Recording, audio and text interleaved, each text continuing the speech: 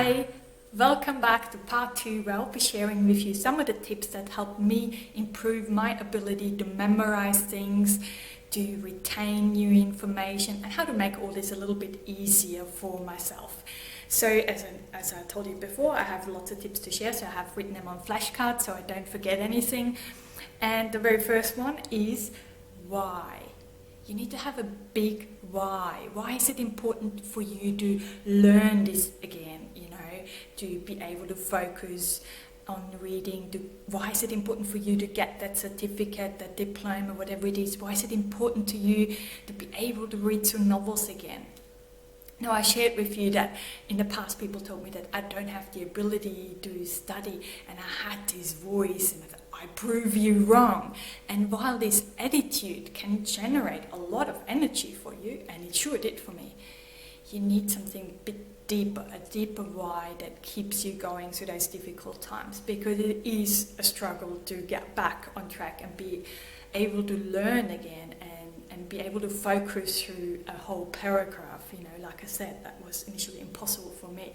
So that was number one. And number two, I always have a piece of paper next to me with a pen.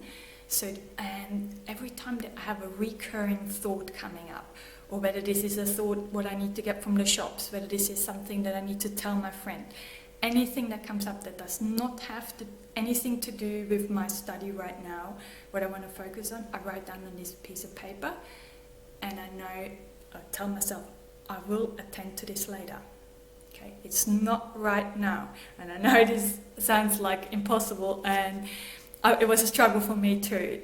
Trust me to learn this, but you can do this as well, just like I did. So the next one is because we can learn to become an observer of our thoughts. So by writing this down, we can learn to get untangled or unhooked from those thoughts, because I was obsessed about analyzing every single thought, and then I just got stuck with it and I couldn't go back focusing on studying. But by writing this down, I could learn to become an observer.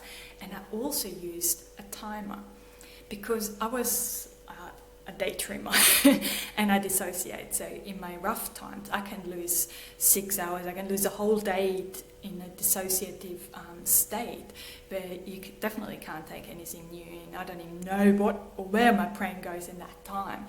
But using a timer that doesn't startle you too much, because I have a startle response to those things as well. So just choose a sound that's suitable for you, and have them really short intervals initially, or that's what I did. And this is A, to bring me back to the present, should I have dissociated or am off with the fairies somewhere. And B, this is like, okay, now it is the time. Like I said, at 4 o'clock, I give myself time to think about the thoughts I've written down on the paper. And when the timer goes off, I lie down and let my mind wander, or I go for a walk and I let my mind wander and go where it wants. Then the timer goes off again, it's back to study time.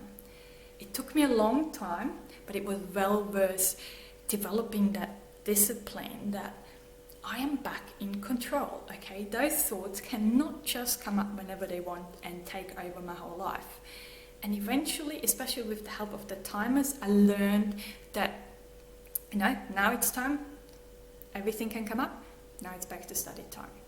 So this wasn't just help for me study-wise, this also helped me get back on track after a panic attack, or when I had flashbacks and things like that. So this had like a flow-on effect. That's a really, really good tool to use, and it was really, really beneficial for me.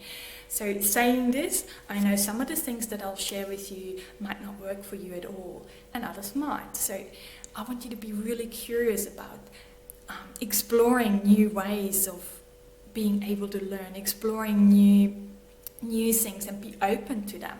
So, because there is things out there that will work for you for sure.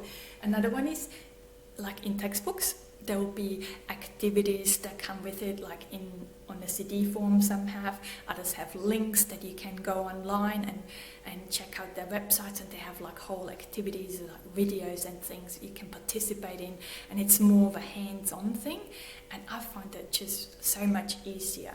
Like I said, I did a biomedical degree, so I did a lot of study on physiology, and I haven't really read the physiology textbook as such, but I got quite a good mark.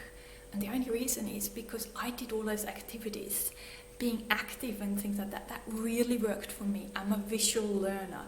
So become really aware of what works for you and then use it, utilize it, make the most out of it, you know. So that was a real good tool for me, all those activities.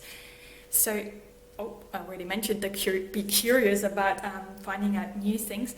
And a big other thing is I used to get really anxious or overwhelmed when the workload got bigger and bigger, so I always made sure I got the course outlines and things like that way in advance. So if a lecturer, for example, didn't have it up, I'll email them and ask them if they mind telling me what chapters they started off with, so I could get that little bit of a head start that helped me keep my anxiety down. That was a good tip I got from someone else, actually. Another thing I did is Googling presentations on my topic, because some people do really good summaries. Sorry, I'm sweating so much, it's so hot here.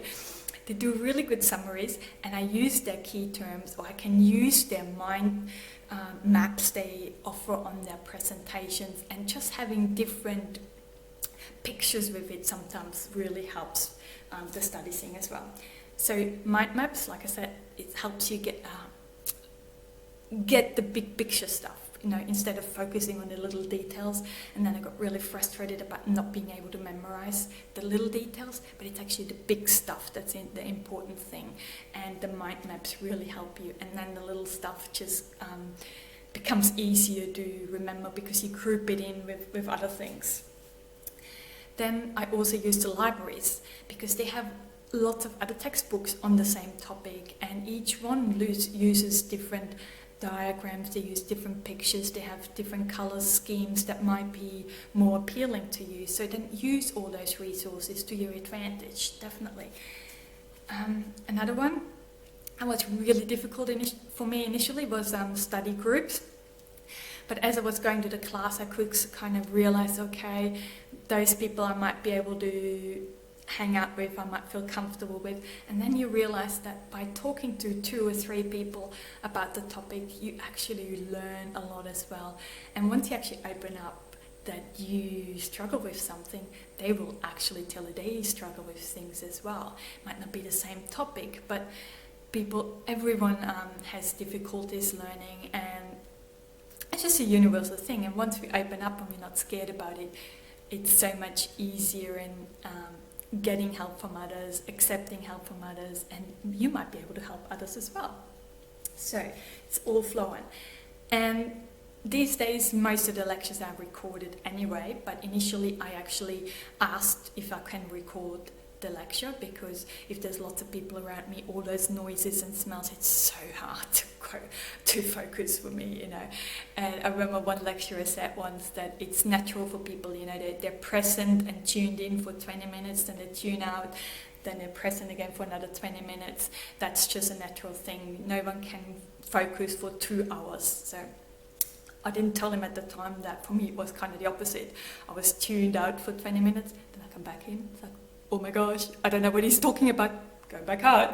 That was me. So I had to really develop those muscles in staying tuned in and listen and be brave being there studying with so many people around.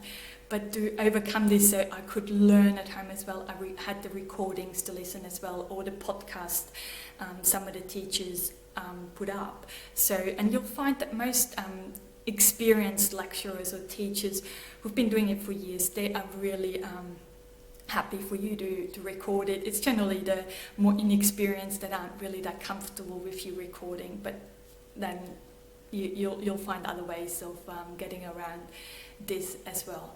And I used the recording for myself as well.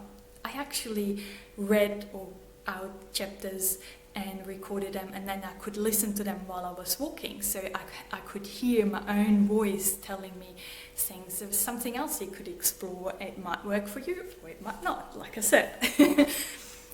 Colour coding. I find colour coding really helpful.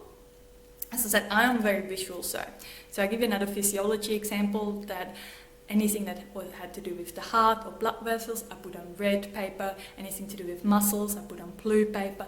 Anything to do with the digestive tract, I put on yellow paper. And it's helped me to kind of categorize things and remember them a little bit more easily. So something you might like to give a try. Highlighting things in chapters, like just the key terms. Initially I used to highlight everything, but it's just the key terms that helps you, they stand out. So even then, I find highlighters a bit too easy and they go through the page, so I didn't like them so much. I had colouring in pencils because it's a little bit more hard work, so it requires a little bit more attention and for you and to be present. So I like that better. And even with those colours, be aware if you see something highlighted in green and that really stands out and you remember that, but next time you see something in yellow and you have just that smidge thing that you feel irritated by it or something, or you don't like it, then become really aware of this. Be attuned to your own signals. If green works for you, use green and ignore other colours. And online brain exercises. There's lots of apps and exercises out there these days online that can help you build on your ability to retention time or attention span. I use them quite a bit as well, and I find them really helpful. So some of them come with a cost as well, so I don't know about many free ones, but it's definitely something worthwhile exploring too.